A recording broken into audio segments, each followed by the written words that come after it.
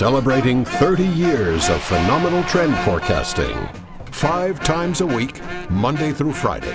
Here's Gerald Celente with today's trends in the news. Hi, this is Gerald Celente, and here are some of today's trends in the news. Oh, and speaking of low life, the low life in the news.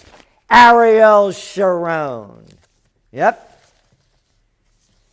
What a disgusting spectacle of a human being promoted by the media and the politicians as though he was a decent human being. A mass murderer, chronicled, and I wrote a lot about it in past trends journals. Here's one for you. Sharon doesn't plan to follow roadmap. September 2004, AP.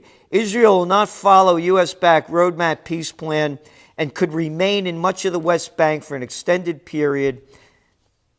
Sharon's comments were his most detailed yet on his long-term vision for the region. In violence Wednesday, 10 Palestinians were killed in clashes with Israeli troops in 2 West Bank towns. Among the dead were at least 6 civilians, 11-year-old girl.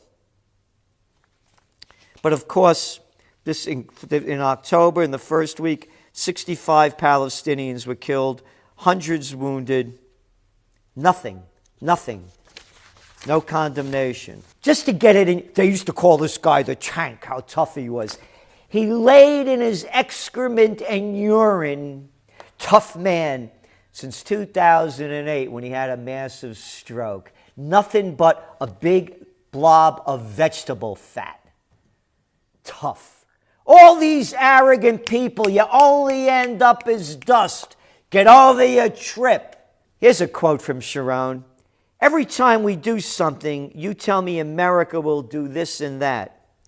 I want to tell you something very clear. Don't worry about America pressure on Israel. We, the Jewish people, control America, and the Americans know it. Ariel Sharon, October 3rd, 2001. Oh, and I forgot there was another one. There's so many about Sharon. You know, the Sabra and Shatila massacres when they invaded Lebanon, you know, to wipe out the Palestinians that were in Lebanon and these people in the refugee camp. Oh, no, don't. I'm not saying that he was responsible. No, in February 1983, Israel's Khan Commission found Sharon, quote, indirectly responsible for the massacre, urging his dismissal as defense minister. He's better off dead. And all of these politicians, and listen to this news clip. Nothing about his atrocities. All these politicians that are going to say how great he was. Yep. He was named the bulldozer because of a habit of bulldozing down everything in his path. He'd been labeled an obstacle of peace by former U.S. Secretary James Baker. Sharon had masterminded the 1982 invasion of Lebanon by Israel. You know what they used to call Lebanon? Before this lousy, disgusting spectacle of a human being invaded it, the Switzerland of the Middle East. He got away with murder. And you know what else they did? Those wonderful Israelis, by the name, what was his name? Shineman or something? They're not Sharon. Where were they from? Someplace in Russia, I think Belarus's family. Oh yeah, real Semite, huh? Yeah, what are you doing down there? Go back home. Oh no, it says that God was a real estate agent and the Bible was a land deed and they gave the land to Israel. I forgot. Yep. They occupied Lebanon for 2 decades. Only Israel gets away with that because of what Sharon said. We tell the Americans what to say and what to do because, quote, we control America and the Americans know it. Just like they control the press. Look at this disgusting spectacle. In 1953, Sharon Sharon led his men into the West Bank town of Gibeah with orders from Ben Gurion's Central Command to carry out destruction and cause minimum damage. They did. By the time he left, 69 civilians, mostly Palestinian women and children, were slaughtered by the tank. Nothing but dust, man. That's all you are. You don't count for anything. In 1956 Sinai campaign, Sharon was accused by one of his commanders for overseeing the massacre of 49 Egyptian quarry workers who had been taken prisoner and had no role in the fighting. Yeah, great guy. Salute them, Obama, Kerry, all of you. Biden, hey, he was a great man. Yep. Here's a great quote from the great man. We'll make a pastrami sandwich out of the Palestinians. We'll insert a strip of Jewish settlements in between the Palestinians and another strip of Jewish settlements right across the West Bank, so that in 25 years' time, neither the United States nor the United Nations will be able to tear it apart. Wonderful, wonderful. Hey, Ketchup King Kerry, your statement that our thoughts, my thoughts are with Sharon and his family, and all Americans are thinking of Israel and their former leader, don't include me. I'm an American. You, and all of you out there that support these atrocities are traitors to America. I am an American. I believe in the founding fathers. No foreign entanglements. Saluting Ariel Sharon. Oh, and Obama nominated to the board of the Federal Reserve Stanley Fischer, born in Zambia, an Israeli citizen. Oh, he has dual citizenship. I guess Ariel Sharon is right, huh? We, the Jewish people, control America, and America knows it. All you got to do is turn on the news, and you can see it. And as I said yesterday, all of the moaning and groaning about the loss of Ariel Sharon, the mass murderer. And I was thinking, funny, huh? You had Nelson Mandela died at the end of the year. He was against apartheid. And then you have this guy that's Mr. Apartheid. But then in the end, hey, everybody is just dust.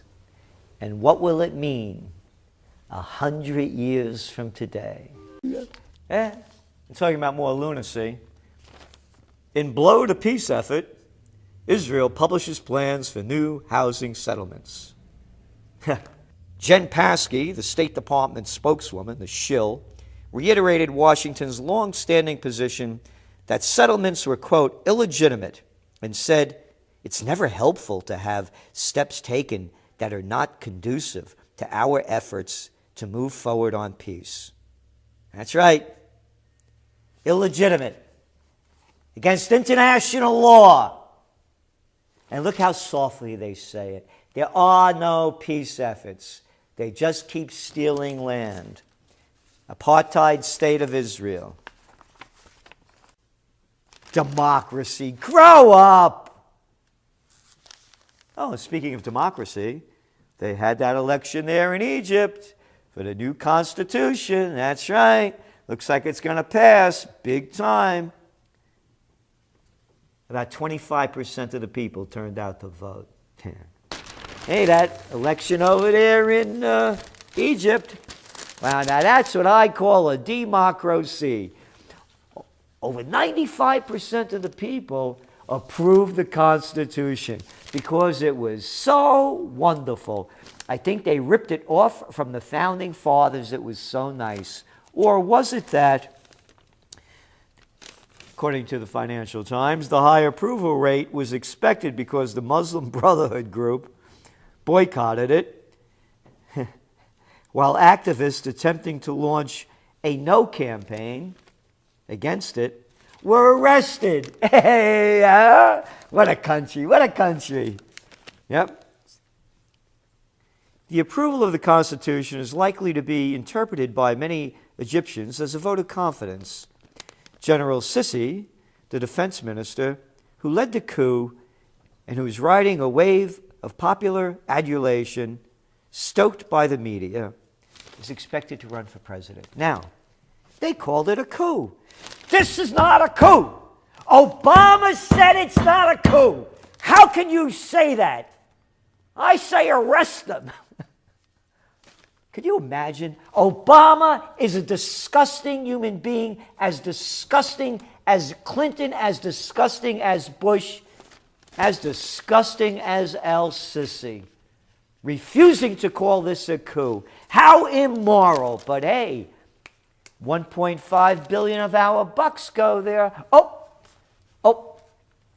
Congress just passed that trillion plus spending bill, and Israel got 3.1 billion bucks of our dough. No money for Detroit, no money for the rotted infrastructure, no money for Camden, no money for anything, but they steal our money and give it to Nuts Netanyahu, the leader of the apartheid state of Israel.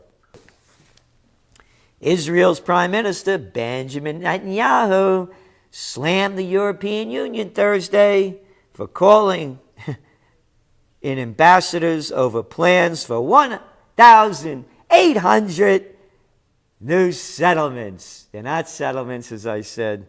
Stop calling it. These are real estate developments. It's time to stop the hypocrisy, Netanyahu said. This imbalance doesn't advance peace. I think it pushes peace farther away. Yep. This is hypocritical. The EU calls our ambassadors in because of construction of a few houses. Isn't that nice language? They keep stealing land and getting away with it. European Union Foreign Policy Chief Catherine Ashton said she was, quote, deeply concerned.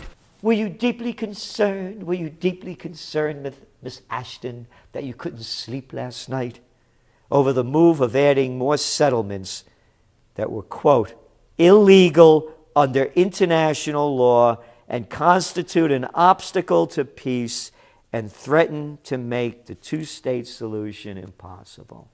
It's just more bullshit. Israel gets away with murder, stealing. Yes. Don't say anything bad about them. You're an anti-Semite. Hey, they had them elections over there in Egypt. Yeah, 98% of the people voted for the new constitution. And now el-Sisi, the military guy that took over there, now he could run for president. Brand new constitution. And it's not a coup. And here we go. Egyptians following right path. Kerry says, Ketchup King Kerry, our Secretary of State. Yep. Secretary of State John Kerry pressed the Egyptian leaders to stick to their roadmap for restoring democracy. Yeah, that's right. The official numbers were that 38% of the people voted. It was a lot less than that. And the reality is they arrested people even for putting up no signs to vote against it. There are questions we have here and there about one thing or another. Here or there about one thing or another, said Kerry. But I think it's an improvement for all of us. All of us. Thank you, thank you, thank you. Thank you for speaking for all of us, asshole. Until proven otherwise, to accept that this is the track Egypt is on and to work to help it be able to achieve that. Oh, wait a minute. He said this last November. But you'll still call it a democracy, just like all you other SOBs in Washington, murderers, liars, and talking thieves. About official assholes being everywhere. You got one right up here in Canada, that little boy Harper. Harper, hop on this. Yeah. Harper tells Knesset anti-Zionism is the new face of anti-Semitism. You know what that is? Bullshit detected. Take precautions. Take precautions. You can't talk out against Israel. Then you're an anti-Semite. That's the cover they use for anti-Zionism. And don't call it a democracy. It ain't a democracy. It's an apartheid state all broken up. And I'm tired of hearing the crap. And if you don't believe me, it's an apartheid state. Here, hey, nobody's talking about him anymore. Yeah, the bulldozer, the tank, the dust. Not dust yet, man. They got a lot to melt down. Here's what Sharon said. This is what he told Winston Churchill's grandson. We will make a pastrami sandwich out of them. We'll insert a strip of Jewish settlements in between the Palestinians, and then another strip of Jewish settlements right across the West Bank, so that in 25 years, neither the United Nations nor the United States, nobody will be able to tear it apart. Harper, you're a lowlife. They're destroying the Palestinian people. It's an apartheid state right there. Zionism's different than Judaism. Zionism calls for a state of Jewish people. I want a state of Catholic people. Hey, how about an Inquisition? That one was really nice too, huh? Well, guess what? You have your own Inquisition going on right now in Israel. But just don't call it that. Then you're an anti-Semite. Yeah. Harper, you little jerk. Here's something else for you. You little suck-up, low-life little boy. Yeah, that's right. I'm calling you that. You want to come over here and talk to me about it? I'll call it to you right in your face.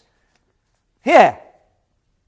According to the Foreign Ministry in Ottawa, and this is from Haaretz, the Israeli newspaper, they issued an updated paper in the Israeli-Palestinian conflict, which they called the settlements, the real estate developments, the robbing of land, stop the settlement bullshit word, an obstacle to peace. The settlements are illegal. Can anybody handle that? Hey, the cops, you got to live to the letter of the law. Don't jaywalk, you get beat up like that guy. But Israel could be illegal all they want. And you want to hear another stupid moron? This guy and Harper, they should run together for Jerk Off of the Year. Representative Louis Gohmert from Texas. I'm no prophet, but Netanyahu could be the next King David. No, you're not a prophet. You're just an ignorant little moron. I told Netanyahu, some people think this is crazy and meddling. Yeah, you're right. I'm one of them. Louis. Apparently, from a reaction, some of you all actually know who I am. Yeah, I know who you are. You're another wanker. But I told the Prime Minister, I said, I mentioned this to you in 2009. We met a couple of times since then, but anyway, I mentioned this to you in 2009, and I want to reiterate it. I think I'm not a prophet. No, you're a whack-off. I know the Old Testament. You know shit. You know a fairy tale that everybody made once upon a time. Yeah, the fairy tale, man. They can't even get right why they invaded Iraq. You told me that this Old Testament thing is recorded perfectly? But that's your little trip, Junior, but I digress. I know history. You don't know anything. I think you got a good chance to be one of the Israel's great leaders. I said, I'm talking about all time. The big ones. This is coming out of the mouth of somebody that's a congressman. Going back to David, to Solomon, up through Joshua, Hezekiah, until the end, and on up through Ben-Gurion. All of the greatest leaders of Israel had one thing in common. They called upon the nation of Israel to honor God and Abraham, Isaac and Jacob. And that has not happened in many decades. Hey, shithead. God wasn't for apartheid, I don't think. Could you imagine this? Could you imagine this? But it's just one stupid day after another. And that's some of today's trends in the news.